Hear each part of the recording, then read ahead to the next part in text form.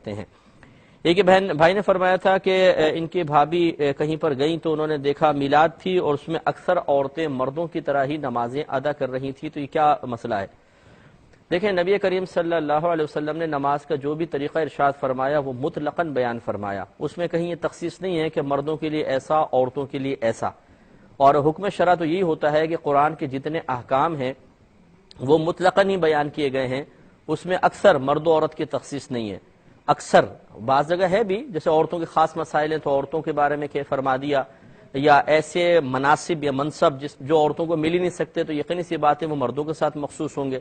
لیکن جیسے اقیم الصلاۃ و آتوا الزکات، نماز قائم کرو، زکوٰۃ ادا کرو، اس میں جو دونوں اقیمو ہے وہ آتو ہے، یہ دونوں جمع مذکر حاضر کے صیغے ہیں، یعنی مذکر ہوں، مرد ہوں اور حاضر ہوں، ان کے لیے یہ لفظ استعمال کیا جائے گا۔ تو یہ ہوتا یہی ہے کہ قرآن کا اکثر اسلوب یہی ہے، حدیث کا اکثر اسلوب یہی ہے کہ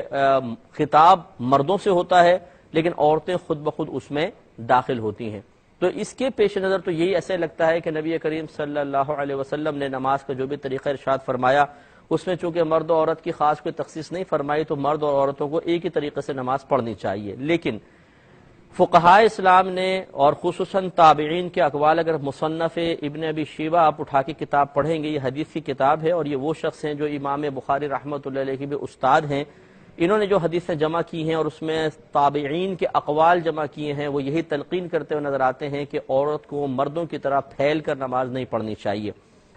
اور نبی کریم صلی اللہ علیہ وسلم کی احادیث جو عورتوں کے بارے میں ہیں یا مزاج شریعت کو اگر آپ دیکھیں تو شریعت عورت کے لیے پردے کا بہت زیادہ لحاظ فرماتی ہے، ہر وہ چیز کہ جس میں عورت کے ستر کی حفاظت ہو، پردے کا معاملہ ہو، اسے شریعت پسند کرتی ہے۔ لہٰذا اب یہ معاملہ یہ ہے کہ جتنے بھی یہ پھیل کے سجدہ کرنا، رکوع میں سیدھا ہونا یا سجدے کے اندر جیسے مردوں کی حیت ہوتی ہے، یہ ہے سنت کریمہ، تو یہ ان چیزوں کو فالو کرنا سنت ہے، اور پردے کے معاملات جو ہیں وہ فرض یا واجب کے درجے میں ہیں۔ تو فقہا نے پھر فیصلہ یہ کیا کہ چونکہ مزاج شریعت یہ ہے کہ شریعت عورت کے سلسلے میں ستر کو، پردے کو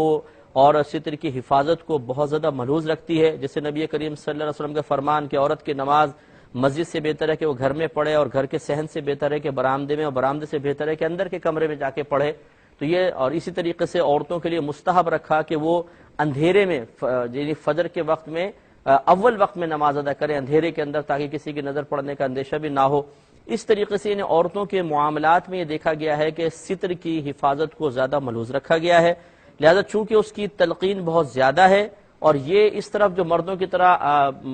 سنت کے مطابق ادا کرنا لیکن مردوں کی حیثیت کے ساتھ پڑھنا، یہ زیادہ سنت ہے، اور فرض یا واجب کی رعایت سنت کی رعایت سے افضل اور اولیٰ ہوتی ہے۔ لہذا یہ بالکل ماننا پڑے گا کہ عورتوں کا سمٹ کے سجدہ کرنا اور رکوع میں سمٹ کے رکوع کو ادا کرنا، یہ مردوں کی طرح پھیل کے سجدہ کرنے سے کہیں زیادہ افضل اور اولیٰ ہے، کیونکہ اسی طریقے سے مزاج شریعہ بھی ہے، تو لہٰذا اور تابعین کے اقوال بھی اس میں باقاعدہ ملتے ہیں، تو لہٰذا عورت کو سمٹ کے سجدہ کرنا چاہیے۔ لیکن اگر کوئی بہن پھیل کے سجدہ کر رہی ہے تو ہم یہ نہیں کہیں گے ان کی نماز نہیں ہوئی، لیکن اس میں ایک گناہ کراہت ہے، افضل نماز اسی عورت کی ہوگی جو سمٹ کے سجدہ کرے گی۔